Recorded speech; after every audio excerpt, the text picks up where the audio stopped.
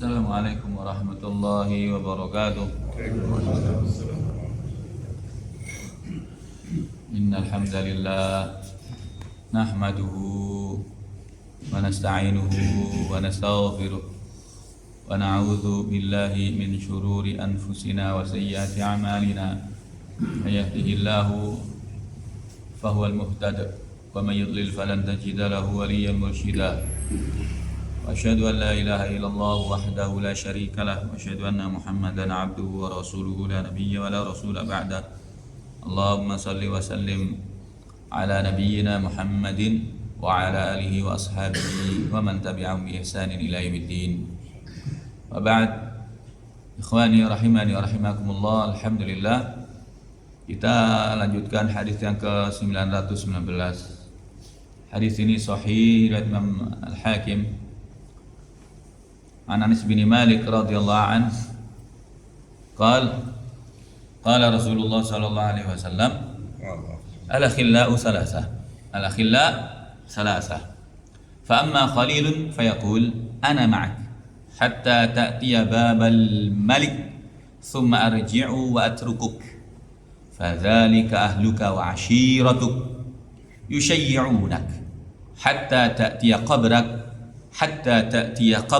thumma yarji'una fayutrakunak wa amma khalilun fayaqul laka ma a'tayt wa ma amsakta falaysa lak fadhalika maluk wa amma khalilun fayaqul ana ma'aka haythu dakhalta wa haythu kharajta fadhalika 'amalu fayaqul wallahi laqad kunta min ahwani salasati 'alai. Dari sahabat Anas bin Malik radhiyallahu anhu bahwasanya ia berkata, telah bersabda Rasulullah sallallahu alaihi wasallam, al-akhilla thalathah. Teman dekat itu ada 3. Yang pertama, teman yang berkata, aku bersamamu sampai kamu mendatangi pintu raja, kemudian aku pulang dan aku meninggalkanmu. Kata Nabi SAW, itu adalah keluargamu dan kerabatmu yang mengantarmu sampai kamu mendatangi kuburmu. Kemudian mereka pulang dan meninggalkanmu. Teman yang kedua, ia berkata, apa yang kamu berikan itulah milikmu, dan apa yang kamu tahan itu bukan milikmu. Itu adalah hartamu. Yang diinfakkan fisabilillah, itu milik dia. Kelak di akhirat akan diganti oleh Allah Subhanahu wa taala. Namun yang ditinggal, harta yang ditinggalkan itu bukan milik dia, milik ahli warisnya. Kemudian teman yang ketiga kata Rasulullah SAW, aku bersamamu di mana kamu masuk, di mana kamu akan keluar. Maksudnya menemani di alam kubur, menemani ketika dibangkitkan, dikeluarkan dari kubur lagi. Itu adalah amalnya kata Nabi SAW. Lalu orang ini pun berkata, demi Allah, kamu adalah teman yang paling penting, teman yang paling dibutuhkan bagiku. Ternyata ya memang yang menemani kita ketika wafat nanti jamaah paling tidak menuju kuburan ya 3, keluarga. Sebagaimana hadis ini, hadis yang lain juga ada itu yang semisal keluarga. Namun keluarga ini hanya bisa kemudian mengantarkan, menguburkan dan pulang. Tidak mungkin keluarga, anak kita, orang tua kita menemani kita dalam kubur, ikut sama-sama di kubur, mungkin. Kita yang ada ditinggalkan sendirian, tinggal pulang. Yang kedua, harta. Ya, harta menemani kita selama kita infakkan fisabilillah, tapi yang tidak ya tidak. Yang ketiga adalah amal soleh. Amal soleh inilah yang paling setia menemani seorang muslim, seorang hamba di hadapan Allah Jalla Jalaluh. Dan amal soleh inilah yang kita perlukan jamaah. Maka semambang masih hidup, perbanyaklah amal soleh dan perbanyaklah bekal dengan mengalokasikan harta kita secara maksimal di jalan Allah Subhanahu wa taala. Ibnu Mas'ud radhiyallahu anhu annahu qala Rasulullah sallallahu alaihi wasallam, ayyukum malu warithi yahabbu ilai min malih? Qala ya Rasulullah, ma minna ahadun illa malu ahabbu ilai min mali warithi. Qala fa inna ma lahu ma qaddam wa malun warisi ma khar rawahu Bukhari wan Nasa'i bi sanadin sahih. Dari Ibnu Mas'ud radhiyallahu anhu ia berkata, telah bersabda Rasulullah sallallahu alaihi wasallam, siapa di antara kalian yang lebih mencintai harta ahli warisnya daripada hartanya sendiri? Maka para sahabat menjawab, wahai Rasulullah, tidak ada seorang pun dari kami melainkan dia lebih mencintai hartanya sendiri.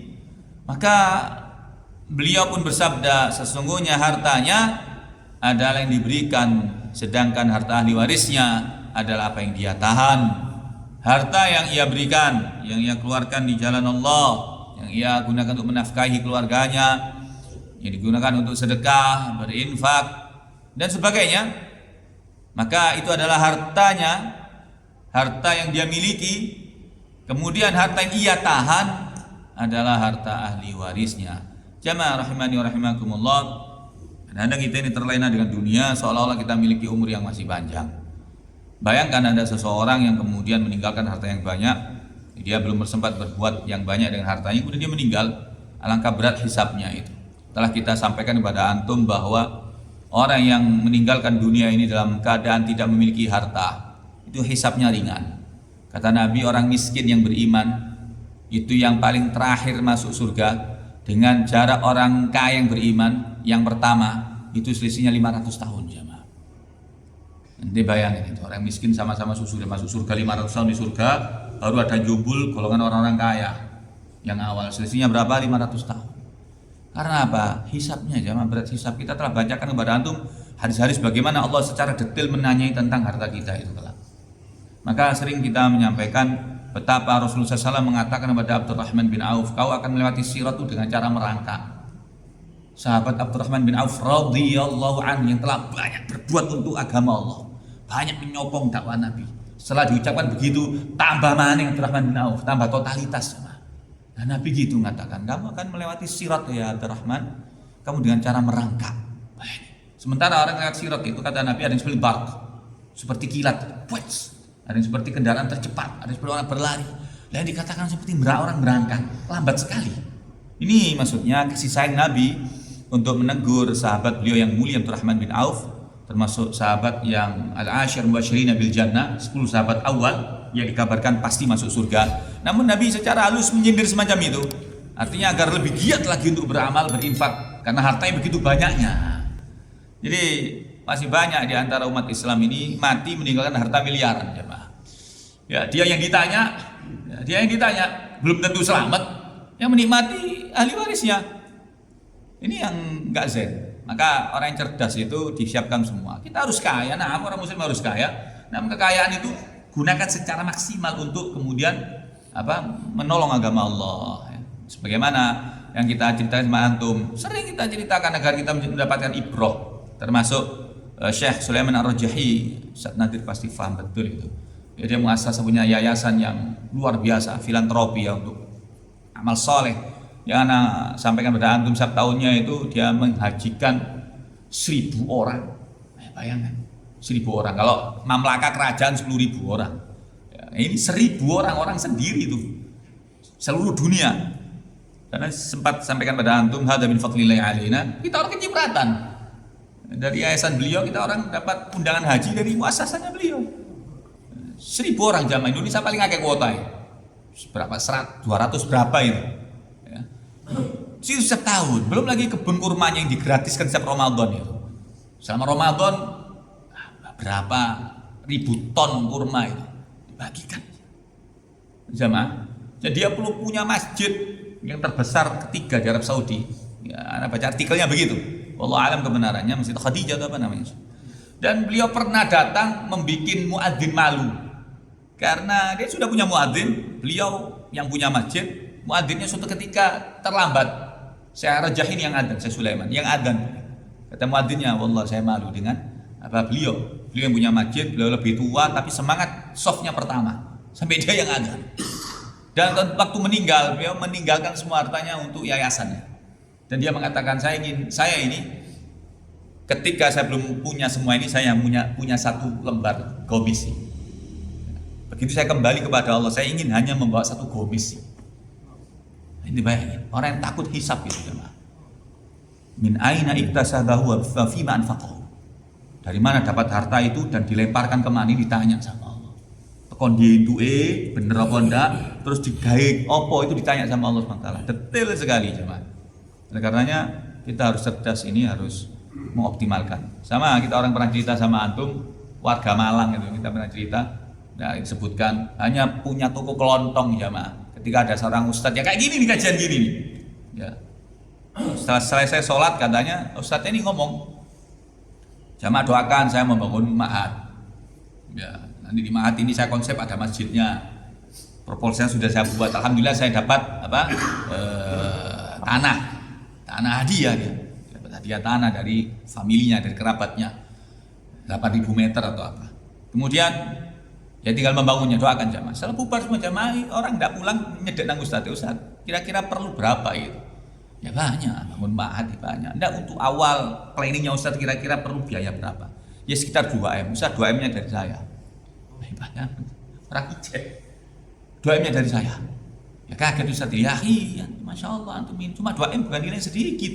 Anak khawatir dari 2M itu ada hak istri antum, hak anak-anak antum. Itu KPKB, oh cocok, nggak boleh. Antum musyawarah dulu sama istri, sama anak-anak ente. Jangan totalitas begini, nanti antum fakir gimana?